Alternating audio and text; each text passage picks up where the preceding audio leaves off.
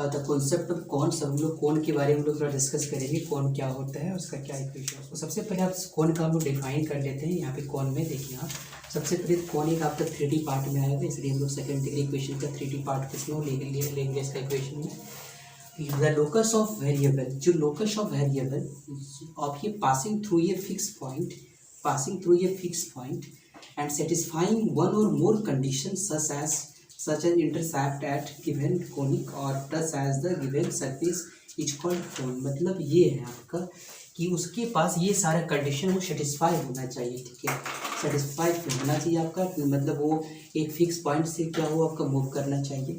पहला उसका the locus of variable line, जो लोकस ऑफ वेरिएबल लाइन होगा वो एक फिक्स पॉइंट से आपका क्या होगा, आपको मूव करना चाहिए। मान लेते हैं अगर ये कोई पॉइंट है तो इस पॉइंट से वो क्या करेगा, इसकी मूव करेगा और ये आपके ये कंडीशन को सेटिस्फाई करेगा। जो फिक्स पॉइंट होगा उसको हम लोग क्या कहेंगे, वर्टेक्स कहेंगे। The fix point is called vertex and the variable line, जो अलग अलग लाइन होगा उसको हम लोग क्या कहेंगे, जनरेटर ऑफ कॉन, मतलब उसको कॉन को जनरेट करेगा, ठीक है। वो जो लाइन अलग अलग लाइन ड्रॉ करेगा उसको जनरेटर ऑफ कॉन कहेंगे, ठीक है। The given curve is called, जो कर्व मिलेगा हम लोग के पास उसको कहेंगे गिंडिंग कर्व, ठीक है, उसको हम लोग क्या कहेंगे, गिंडिंग curve. And degree of this curve, जो डिग्री इस कर्व का होगा उसी कॉन का हम लोग डिग्री कहेंगे, ठीक है। तो आप इस चीज़ को समझ लें पहले, ठीक है, कि कौन सा पार्ट आपका यहाँ पे गिंडिंग कर्व्स है आपका, तो ये आप समझ लें इस चीज़ को, ठीक है। सबसे पहले तो आप ये देखें ये कौन है, ये आपका कौन दिया हुआ है इस चीज़ का, ये कौन दिया हुआ है, ये आपका वर्टेक्स है आपका, यहाँ पे फिक्स पॉइंट है आपका, फिक्स पॉइंट जो आपका क्या है वर्टेक्स दिया हुआ है आपका, ये आपका क्या है वर्टेक्स। और ये जो है कौन सा, ये पार्ट जो है यहाँ से हम लोग के पास जो है अलग अलग पार्ट में आप देखेंगे आप इस चीज़ को, जैसे यहाँ से आएगा आपका, यानी ये अलग अलग लाइन आएगी आपका, ठीक, अलग अलग यहाँ पे लाइन आएगा, इससे आपका अलग अलग लाइन इसमें आएगा और ये फॉर्मेशन करेगा ये कौन का आपका फॉर्मेशन करेगा आपका। तो इस चीज़ को हम लोग जो कहेंगे, इसको हम लोग कहेंगे ये वाला जो पार्ट है ये वाला, ठीक, इसको हम लोग कहेंगे गिंडिंग कर्व, ठीक है, ये होगा। इसको हम लोग कहेंगे, ये वाली लाइन को हम लोग क्या कहेंगे, जनरेटर्स, इस लाइन को हम लोग क्या कहेंगे, जनरेटर्स कहेंगे, ठीक है। उसके बाद तो वर्टेक्स तो क्लियर हो गया आपका, जनरेटर हो गया और गिंडिंग कर्व हो गया आपका, ठीक है। तो ये आपका कौन का ये सारा आपका टर्म्स है आपका इसमें आता है।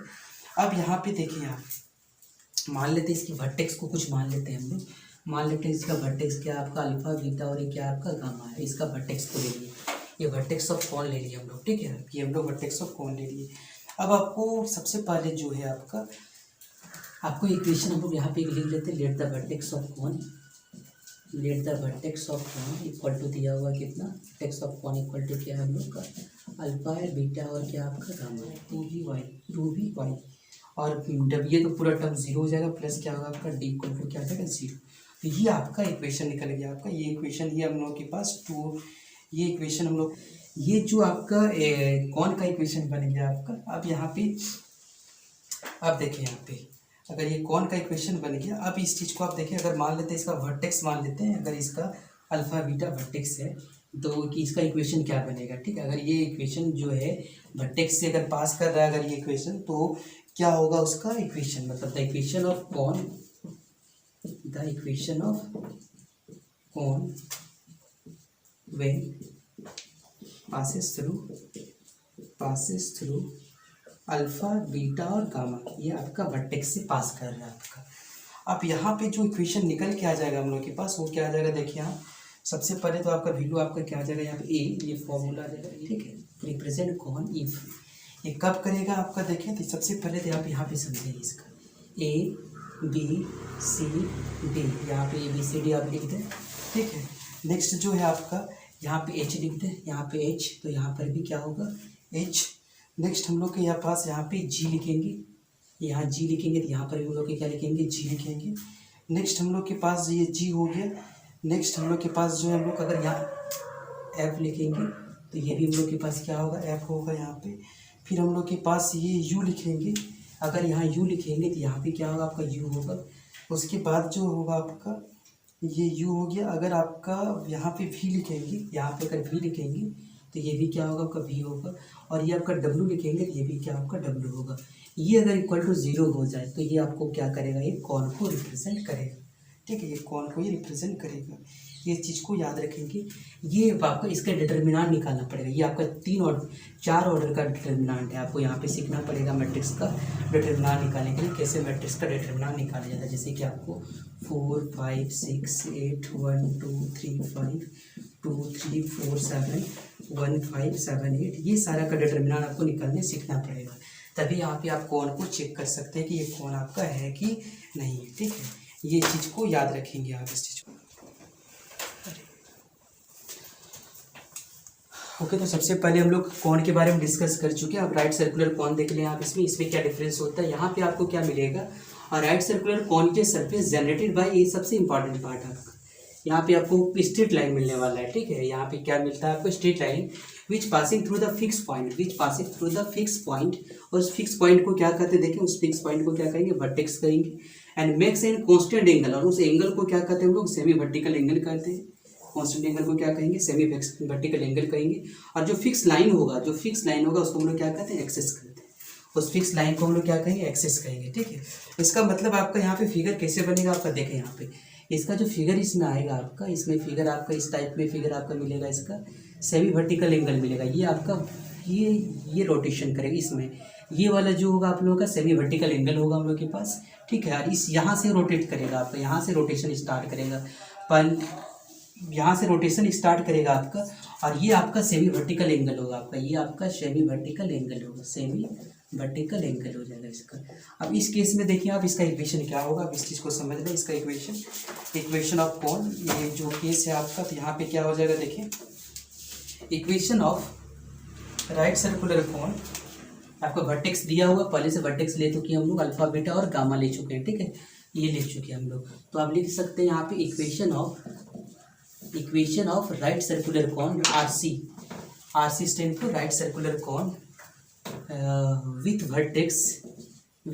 यहाँ पे क्या है आपका, वर्टेक्स दिया हुआ आपके पास, अल्फा बीटा और गामा दिया हुआ, ठीक है। यहाँ से इक्वेशन जो होगा आप लोगों के पास क्या आ जाएगा, x minus alpha by l, y minus beta by n, और z माइनस गामा बाय क्या होगा आपका, एन होगा, ठीक है। x ये आपका इक्वेशन होगा। एंड इट्स वर्टिकल एंगल यहाँ पे क्या है आपका, थीटा इक्वल टू यहाँ पे क्या आपका वर्टिकल एंगल है, यहाँ पे देखेंगे थीटा इक्वल टू क्या आपका वर्टिकल, ये एंगल जो है आपका थीटा है, ठीक है। ये आपका सेमी वर्टिकल एंगल है आपका, सेमी वर्टिकल एंगल, ठीक है। मतलब पूरा जो एंगल होगा क्या होगा, 2 थीटा होगा, सेमी वर्टिकल एंगल है। अब यहाँ पे देखें इस चीज़ को, अब यहाँ से ये इक्वेशन क्या बन जाएगा, ये आपका इक्वेशन जो बनेगा आपका यहाँ से, वो आपका आ जाएगा L into X minus alpha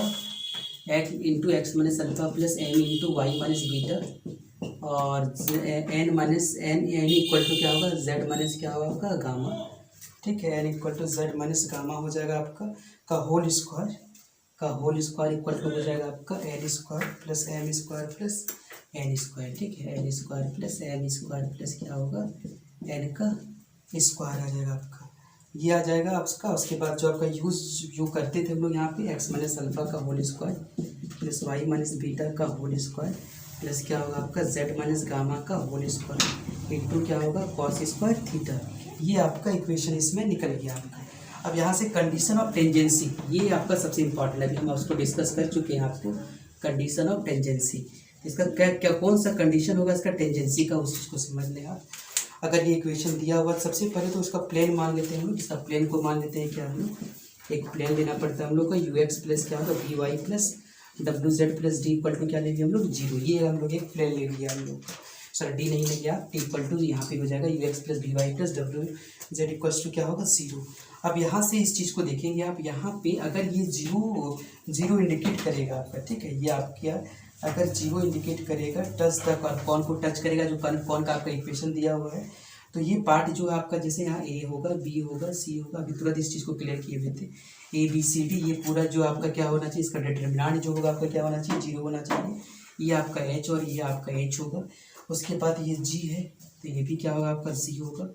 इसके बाद जो ये जी हो गया, इसके बाद आपका ये यू है तो ये भी आपका यू होगा।